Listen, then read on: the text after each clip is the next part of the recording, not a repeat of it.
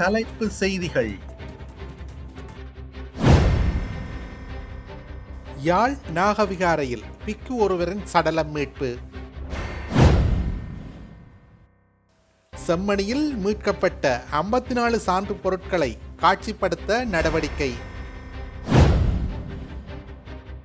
வடமாகாணத்தில் மூடப்படும் நிலையில் 70க்கும் மேற்பட்ட பாடசாலைகள். தரம் 5 புலமைப்பரிசில் பரீட்சைக்கான மேலதிக வகுப்புகளுக்கு தடை. எலான் மஸ்கின் டெஸ்லா நிறுவனத்திற்கு அபராதம் விதிப்பு. இனி விரிவான செய்திகள். யாழ்ப்பாணத்திற்கு சுற்றுலா சென்ற பிக்கு ஒருவர் உறக்கத்திற்கு சென்ற நிலையில் நேற்று காலை சடலமாக மீட்கப்பட்டுள்ளார். பதுளை வீதி பசறை பகுதியைச் சேர்ந்த வனபதுளே சரணஹர தேரர் என்பவரே இவ்வாறு உயிரிழந்துள்ளார். இது குறித்து மேலும் தெரிய வருகையில், குறித்த பிக்கு கடந்த சில தினங்களுக்கு முன்னர் சுற்றுலா பயணத்தை மேற்கொண்டு யாழ்ப்பாணம் சென்றுள்ளார். இந்நிலையில் சில இடங்களை சுற்றி பார்த்த பின்னர் நாகவிகாரைக்கு சென்று அங்கு இரவு உறக்கத்திற்கு சென்றுள்ளார். இந்நிலையில் நேற்று காலை அவர் சடலமாக மீட்கப்பட்டுள்ளார். சடலம் மீதான மரண விசாரணைகளை திடீர் மரண விசாரணை அதிகாரி நமசிவாயம் பிரேம்குமார் மேற்கொண்டுள்ளார்.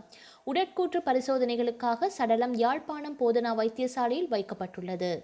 யாழ்ப்பாணம் செம்மணி மனித புதைக்குழிகளில் இருந்து மீட்கப்பட்ட 54 சான்று பொருட்களை காணாமல் ஆக்கப்பட்டவர்களின் உறவினர்கள் அடையாளம் காண உதவும் வகையில் காட்சிப்படுத்துவதற்கு நடவடிக்கைகள் எடுக்கப்பட்டுள்ளன.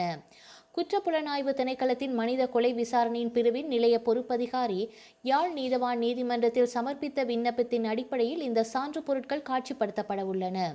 அதன்படி எதிர்வரும் செவ்வாய்க்கிழமை மதியம் 1:30 மணி முதல் மாலை 5 மணி வரை அரியாலை சித்துப்பாத்தி இந்து மயானத்தில் இப்பொருட்கள் பொதுமக்கள் பார்வைக்கு வைக்கப்பட்டுள்ளன.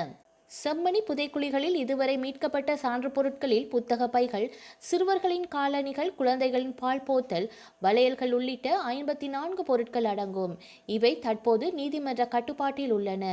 இப்பொருட்களை அடையாளம் காணக்கூடியவர்கள் நீதிமன்றத்திற்கு அல்லது குற்றப்புலனாய்வு திணைக்களத்திற்கு தகவல் தெரிவித்து விசாரணைக்கு ஒத்துழைக்குமாறு கேட்டுக்கொள்ளப்பட்டுள்ளனர். சான்று பொருட்களை பார்வையிட வருவோருக்கான கட்டுப்பாடுகள் மற்றும் நடைமுறைகள் தொடர்பான விவரங்கள் அறிவிக்கப்படும் என தெரிவிக்கப்பட்டுள்ளது. கல்வி பின்புலம் என்பது யாழ்ப்பாணத்திற்கு தனித்துவமான கலாசாரத்தை கொண்ட விடயமாகும். தனித்துவமான கலாசாரத்தை கொண்ட விடயமாக இருந்த போதும் இன்று கல்வி பாரிய சவாலுக்கு உட்பட்டுள்ளதாக கடற்தொழில், நீரியல் மற்றும் கடல் வளங்கள் அமைச்சர் ராமலிங்கம் சந்திரசேகரன் தெரிவித்துள்ளார். வடமாகாணத்தில் 982 பாடசாலைகள் காணப்படுகின்ற நிலையில் அவற்றில் 70க்கும் மேற்பட்ட பாடசாலைகள் மூட வேண்டிய நிலைக்கு தள்ளப்பட்டுள்ளதாகவும் அவர் தெரிவித்துள்ளார். கல்வி சீர்திருத்தம் தொடர்பான தேசிய வேலை திட்டத்தின் 8வது அமர்வு பிரதமரும் கல்வி அமைச்சருமான அரிணி அமரசூரிய தலைமையில் நேற்று சனிக்கிழமை வடக்கு மாகாண பிரதம செயலாளர் அலுவலக கேட்போர் கூடத்தில் இடம்பெற்றது. இதில் கலந்து கொண்டு உரையாற்றும் போதே அமைச்சர் இவ்வாறு தெரிவித்துள்ளார். இதன்போது வடக்கு மாகாண ஆளுநர் நாகலிங்கம் வேதநாயகன், வடமாகாண சபையின் பிரதம செயலாளர் திருமதி தனுஜா, நாடாளுமன்ற உறுப்பினர் இளங்குமரன், கல்வி அமைச்சர் செயலாளர் நாவல கழுவேவ, கல்வி அமைச்சின் பிரதிநிதித்துவ அதிகாரிகள், வடக்கு மாகாண கல்வி அதிகாரிகள் உள்ளிட்டோர் இந்நிகழ்வில் கலந்து கொண்டனர். அவர் அங்கு மேலும் தெரிவிக்கையில், கல்வி சீர்திருத்தம் தொடர்பில் ஜனாதிபதி அனுரகுமார திசாநாயக்க பாராளுமன்றத்தில் வெளியிட்டுள்ள அறிவிப்பில் கல்வி மறுசீரமைப்பு ஏன் தேவை என்பது தொடர்பில் தெளிவாக குறிப்பிட்டுள்ளார். அதில் கல்வியின் நிலைமை, பாடசாலையின் நிலைமை, அவற்றின் மூலம் ஏற்படவுள்ள மாற்றம் என்ன என்பது தொடர்பாகவும் குறிப்பிட்டு கல்வி சீர்திருத்தம் முக்கியமான தேவை என தெளிவாக வலியுறுத்தியிருந்தார். இதேவேளை வடமாகாணத்தில் 982 பாடசாலைகள் காணப்படும் நிலையில் அவற்றில் 70க்கும் மேற்பட்ட பாடசாலைகள் மூட வேண்டிய நிலைக்கு தள்ளப்பட்டுள்ளதாகவும் அவர் தெரிவித்துள்ளார். தரம் 5 புலமை பரிசில் பரீட்சையை இலக்காக கொண்ட அனைத்து மேலதிக வகுப்புகள், விரிவுரைகள், கருத்தரங்குகள் மற்றும் செயலமர்வுகள் எதிர்வரும் 6ஆம் திகதி நள்ளிரவு முதல் தடை செய்யப்பட்டுள்ளதாக பரீட்சைகள் திணைக்களம் தெரிவித்துள்ளது. அதன்படி தடையை மீறுவோருக்கு எதிராக கடும் நடவடிக்கை எடுக்கப்படும் என பரீட்சை ஆணையாளர் நாயகம் அமித் ஜெயசுந்தர தெரிவித்துள்ளார். 5ஆம் தர புலமை பரிசில் பரீட்சை எதிர்வரும் ஆகஸ்ட் மாதம் 10ஆம் திகதி நடைபெறவுள்ள நிலையில் இம்முறை பரீட்சை 2787 நிலையங்களில் நடைபெற உள்ளதாக பரீட்சை திணைக்களம் தெரிவித்துள்ளது.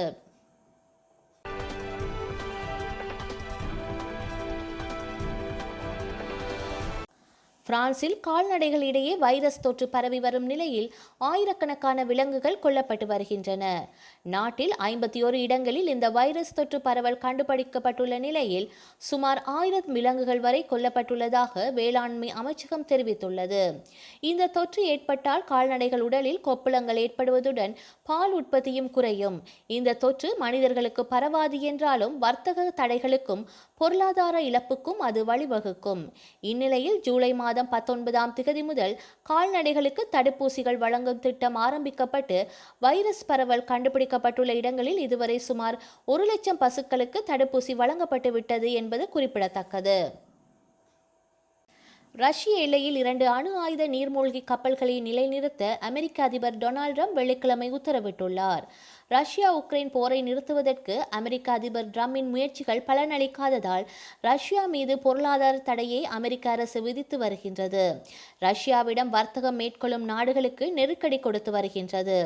ட்ரம்பின் எச்சரிக்கையை மீது ரஷ்யாவிடமிருந்து அதிகளவான கச்சா எண்ணெய் கொள்முதல் செய்யும் காரணத்தால் இந்தியாவுக்கு 25% வரி விதித்து ட்ரம்ப் உத்தரவிட்டிருந்தார். மேலும் இந்தியா மற்றும் ரஷ்யாவின் பொருளாதாரம் வீழ்ச்சியடைந்த பொருளாதாரங்கள் என்று ட்ரம்ப் விமர்சித்திருந்தார். இந்நிலையில் ட்ரம்பின் கருத்தை ரஷ்ய பாதுகாப்பு கவுன்சில் துணைத் தலைவரும் முன்னாள் அதிபருமான டிமிட்ரி மெட்வேடேவ் கடுமையாக விமர்சித்திருந்தார். இந்தியா ரஷ்யா பொருளாதாரங்கள் பற்றி பேசுவதற்கு முன்னதாக டெட் ஹேண்ட் எவ்வளவு ஆபத்தானது என்பது பற்றி ட்ரம்ப் யோசித்து பார்க்க வேண்டும் என தெரிவித்திருந்தார்.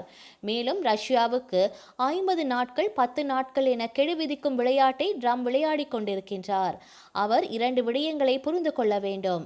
ரஷ்யா இஸ்ரேலோ ஈரானோ கிடையாது. ஒவ்வொரு இறுதி எச்சரிக்கையும் ஒரு அச்சுறுத்தலாகும். போரை முன்னோக்கி எடுத்து செல்லும் ரஷ்யா உக்ரைன் இடையே அல்ல, அவரது சொந்த நாட்டுடன் என எக்ஸ் தளத்தில் குறிப்பிட்டுள்ளார். எலான் மஸ்கின் மின்சார வாகன நிறுவனமான டெஸ்லாவுக்கு அமெரிக்க நீதிமன்றம் பெருந்தொகையை அபராதமாக விதித்து தீர்ப்பளித்துள்ளது.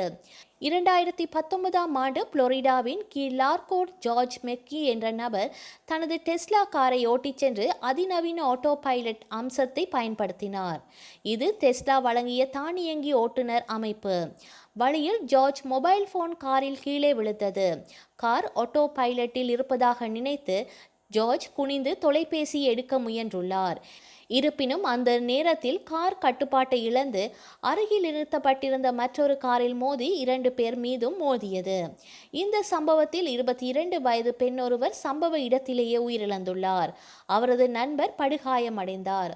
இந்த சம்பவம் தொடர்பாக பாதிக்கப்பட்டவர்களின் குடும்பத்தினர் நீதிமன்றத்தை அணுகினர். நீண்ட விசாரணைக்கு பின்னர் சமீபத்தில் புளோரிடா நீதிமன்றம் தனது தீர்ப்பை அறிவித்திருந்தது.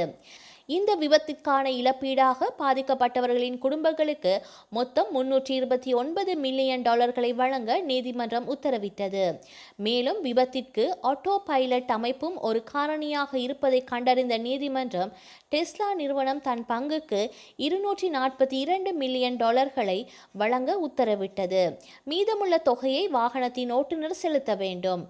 இருப்பினும் புளோரிடா நீதிமன்றத்தின் தீர்ப்பை எதிர்த்து டெஸ்லா மேல்முறையீடு செய்வதாக அறிவித்துள்ளது.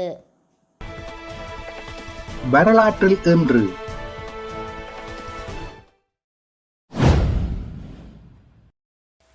1977 உலகில் பெருமளவு வெளியிடப்பட்ட முதலாவது தனி மேசை கணனிகள் ஒன்றான DRS என்பதை டாண்டி கார்ப்பரேஷன் வெளியிட்டது. 1990 கிழக்கிலங்கையில் காத்தாங்குடியில் முஸ்லிம் பள்ளிவாசல் ஒன்றில் இடம்பெற்ற துப்பாக்கிச் சூட்டில் பெண்கள் குழந்தைகள் உட்பட 103 பேர் கொல்லப்பட்டனர். 2018 ஆப்கானிஸ்தானின் கிழக்கே சியா பள்ளிவாசல் ஒன்றில் நடத்தப்பட்ட தாக்குதலில் 29 பேர் கொல்லப்பட்டனர், 80 பேர் காயமடைந்தனர். 2019 அமெரிக்கா டெக்சாஸ் மாநிலத்தில் எல்பாசோ நகரில் பல்பொருள் அங்காடி ஒன்றில் நடத்தப்பட்ட துப்பாக்கிச் சூட்டில் 20 பேர் கொல்லப்பட்டனர், 26 பேர் காயமடைந்தனர். செய்திகளை உடனுக்குடன் தெரிந்து கொள்ள உடனே சப்ஸ்கிரைப் செய்து பெல் பட்டனை கிளிக் பண்ணவும். மேலதிக செய்திகளை தமிழ் தாய் இணையதளத்தில் பார்வையிடலாம்.